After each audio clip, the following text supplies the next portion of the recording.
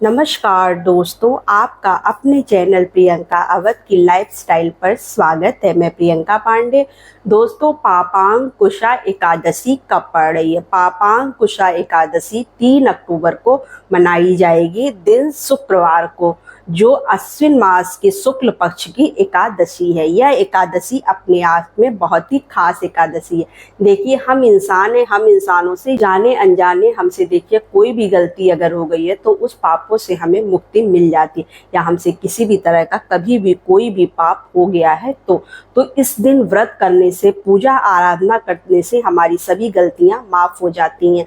तो अब जानते हैं कि देखिए, इस दिन पापांकुशा एकादशी के दिन भगवान विष्णु की पूजा की जाती है। सुबह सवेरे स्नान करने के बाद स्नान कर लीजिए। अगर देखिए आपके घर के आसपास कहीं पर भी नदी, सरोवर, तालाब वगैरह है तो आपको वहीं पर जाकर स्नान करना चाहिए। अगर नहीं है तो फिर आप अपने घर के पानी में गंगा जल डालकर मिश्रित जल से स्नान कर लीजिएगा। करने के बाद भगवान सूर्य भगवान को आप जल जरूर दीजिएगा। जल देने के बाद आपको अपने घर में भगवान विष्णु की एक चौकी लगानी।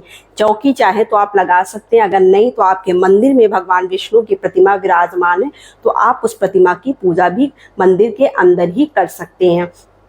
अब हमें क्या करना है, देखिए, अगर आपने चौकी लगाई है तो चौकी पर पीले रंग का वस्त्र जरूर बिछाइएगा। पीले रंग का वस्त्र बिछाना है। भगवान विष्णु की प्रतिमा रखनी है। अगर आपके पास विग्रह है तो आप विग्रह भी रख सकते हैं और पंचामृत से उनको स्नान कराइएगा। उसके बाद हमें गंगा जल से स्नान कराना चाहिए। अगर आपके पास फोटो है, विग्रह नहीं है, तो फिर आप क्या करिएगा कि फूल और गंगा जल मिलाकर पानी से जो है भाव रूप स्नान करा दीजिएगा। धूप दीप आदि से आप पूजन करिए। पीले रंग का प्रयोग किया जाता है विष्णु जी की पूजा में, तो आप क्या करिए, पीले फूल हैं, पीले वस्त्र हैं, भगवान को वस्त्र स्वरूप कलावा भी आप अर्पण कर सकते हैं, या फिर आप कोई भी पीला वस्त्र चढ़ा सकते हैं। तो इस तरह से हमें पूजा करनी होती है। देखिए, आपको क्या करना है कि आपको नारियल का भोग पापांकुशा एकादशी के दिन जरूर लगाना चाहिए। नारियल का भोग लगाने से क्या होता है कि आपके वंश में वृद्धि होती है, और अगर आपके वंश में किसी भी तरह के सुख समृद्धि में किसी तरह की बाधा आ रही है तो वो दूर हो जाती है और आपके परिवार में सुख सुविधाएं बनी रहती हैं। तो आप नारियल का भोग लगाना बिल्कुल ना भूलिएगा, और श्रीफल का भोग भी आप जरूर लगाइएगा। देखिए, विष्णु जी की पूजा में केले का भोग लगाना अति आवश्यक माना जाता है, तो केले का भोग तो आप लगाएंगे ही, साथ में आपको इन चीजों का भी भोग लगाना है। साथ में आप पीली कोई भी मिठाई ले लीजिएगा, फलहारी मीठा हो, आप उसका भोग लगा दीजिएगा। देखिए, एकादशी के दिन चावल खाना वर्जित होता है, तो आप अक्षत के रूप में भी चावल का प्रयोग नहीं करेंगे, आप तिल का प्रयोग करेंगे। आप काला, सफेद कोई भी तिल को अक्षत स्वरूप मानकर चढ़ा सकते हैं। आपको देखिए, भोजन में भी घर में चावल नहीं बनाना। एकादशी के दिन चावल बनाना बहुत ही बड़ा पाप होता है। कभी भी एकादशी के दिन चावल नहीं खाना चाहिए, क्योंकि एकादशी के दिन चावल वर्जित होता है। तो आप अपने घर में भी मत बनाइएगा चावल। अगर आप व्रत रखते हैं तो भी, नहीं भी व्रत रखते, अगर आपको मालूम है कि आज एकादशी, क्योंकि देखिए साल में 24 एकादशी पड़ती है, शुक्ल पक्ष और कृष्ण पक्ष की मिला के, तो आपको जब भी मालूम पड़ जाए कि एकादशी है, जाने अनजाने में भले हो जाए, लेकिन अगर जान रहे हैं आप तो कभी भी चावल मत बनाइएगा। इस चीज को हमेशा याद रखिएगा। अब हम जानते हैं कि पारण हमें कैसे करना है। देखिए, शाम को भी हम भगवान विष्णु की पूजा आराधना करते हैं।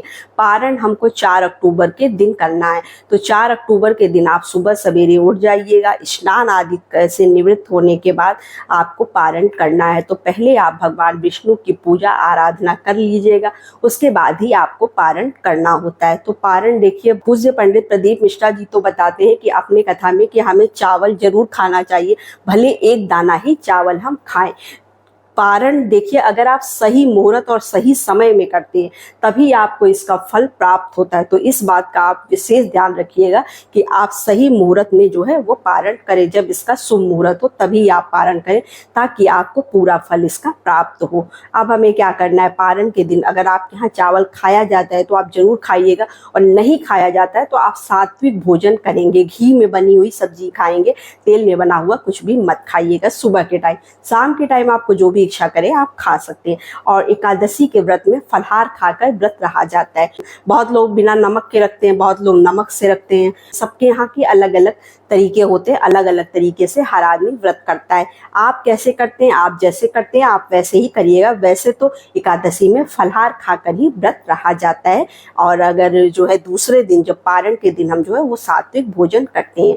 माता तुलसी को आप जल उस दिन नहीं चढ़ाएंगे। अगर आपके घर में माता तुलसी का पौधा लगा है तो आप दूर से ही उनके गमले में दीपक वगैरह जला सकते हैं, लेकिन आप जो है माता तुलसी को जल मत चढ़ाइएगा, क्योंकि एकादशी के दिन माता तुलसी विष्णु जी के लिए व्रत रखती है और जब हम जल चढ़ाते हैं तो उनका व्रत खंडित हो जाता है। तो इसलिए जो है आपको जल वगैरह नहीं चढ़ाना चाहिए, क्योंकि जाने अनजाने हम गलती कर देते हैं और उसका पाप भी हमें ही भोगना पड़ता है। इसलिए हमें ऐसा कार्य नहीं करना है। तो जहाँ तक हो सके सभी बातों को ध्यान में रखते हुए ही पूजा पाठ करिएगा।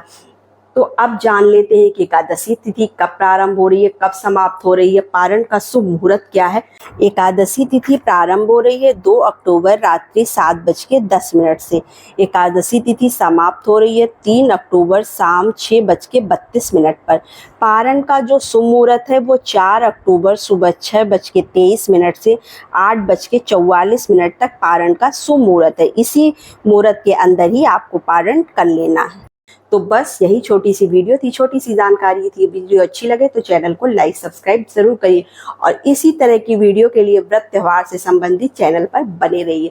तो नमस्ते फ्रेंड्स, जय माता दी।